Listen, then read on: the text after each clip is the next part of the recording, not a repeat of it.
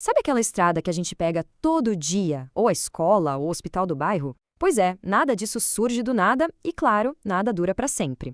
Cada um desses bens tem uma espécie de biografia financeira e ela é escrita numa linguagem bem específica, a da contabilidade.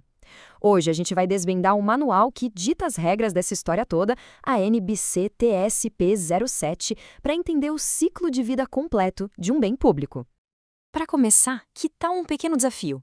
O que uma rodovia, um hospital público e um veículo militar têm em comum? Bom, além de serem bens públicos, claro, no universo da contabilidade, eles todos recebem um mesmo nome. São ativos imobilizados. E guardar essa definição é o primeiro passo para a gente entender todo o resto.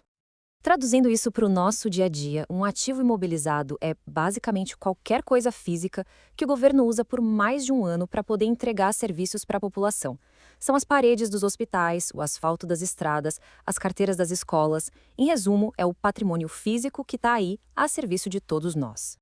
Mas espera aí, como é que um gasto qualquer vira oficialmente um ativo lá nos registros do governo? Ah, não é tão automático assim. Para que uma compra ou uma construção seja elevada a esse status, ela precisa, antes de mais nada, passar por um teste bem específico. A regra é bem clara e tem duas condições. Primeiro, o item tem que ser capaz de gerar um benefício futuro. No setor público, isso geralmente significa potencial de serviço. Um hospital, por exemplo, não gera lucro, mas oferece o quê? Potencial de saúde. É isso. Segundo, o custo desse item tem que poder ser medido de forma confiável. Se passar por essas duas etapas, o gasto sobe de nível, ele deixa de ser uma despesa comum e se torna oficialmente um ativo. E aqui a norma mostra que tem muito bom senso. Já pensou o trabalho que seria registrar cada livro de uma biblioteca pública, um por um? Ou cada mouse de um escritório do governo? Seria uma loucura, né? Por isso, a regra permite agrupar esses itens menores. Todos juntos, eles formam um único ativo, o que torna o controle muito mais inteligente e, principalmente, viável. Ok, então o item passou no teste e agora é um ativo. Beleza. A grande questão que surge é: quanto ele vale? Definir esse preço de largada é um passo crucial, porque é esse valor que vai servir de base para toda a história contábil desse bem dali para frente. Olha, o valor de um ativo é muito mais do que só o preço que está na nota fiscal.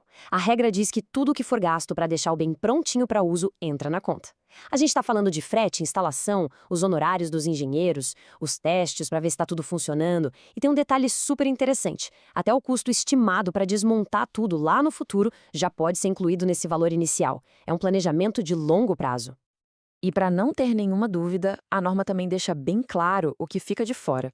Custos como publicidade, despesas administrativas gerais ou gastos para reorganizar um setor, por exemplo, não entram. Isso é considerado despesa do dia a dia. A lógica é bem simples. Só o que é estritamente necessário para o ativo começar a funcionar é que compõe o valor dele. Agora, vamos entrar numa área um pouco diferente que desafia as planilhas. Estamos falando de bens cujo valor vai muito, mas muito além do financeiro. A própria norma contábil reconhece isso e dá um tratamento especial para eles. É o chamado patrimônio cultural. Pensa só num monumento histórico, numa obra de arte, num museu, num sítio arqueológico. Como é que se coloca um preço nisso? A verdade é que, muitas vezes, é impossível, porque são itens insubstituíveis. A norma entende isso e, por isso, é flexível. O governo não é obrigado a registrar esses bens com valor financeiro.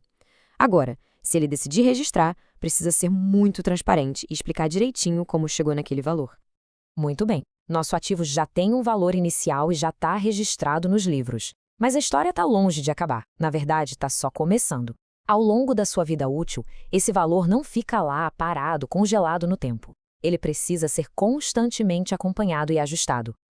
E para fazer esse acompanhamento, o gestor público tem basicamente dois caminhos a seguir. O primeiro é o modelo de custo. É como olhar para a foto do dia da compra. O valor inicial só diminui com o tempo de uso. Já o segundo caminho é o modelo de reavaliação, que é bem mais dinâmico. De tempos em tempos, o ativo é reavaliado pelo seu valor de mercado atual. Isso, claro, dá uma visão muito mais realista e atualizada do patrimônio público. E essa conversa nos leva a um conceito que é chave nisso tudo: a depreciação. Pensa nela como o reconhecimento oficial do desgaste de um bem. É importante entender que não é dinheiro saindo do caixa todo mês, tá?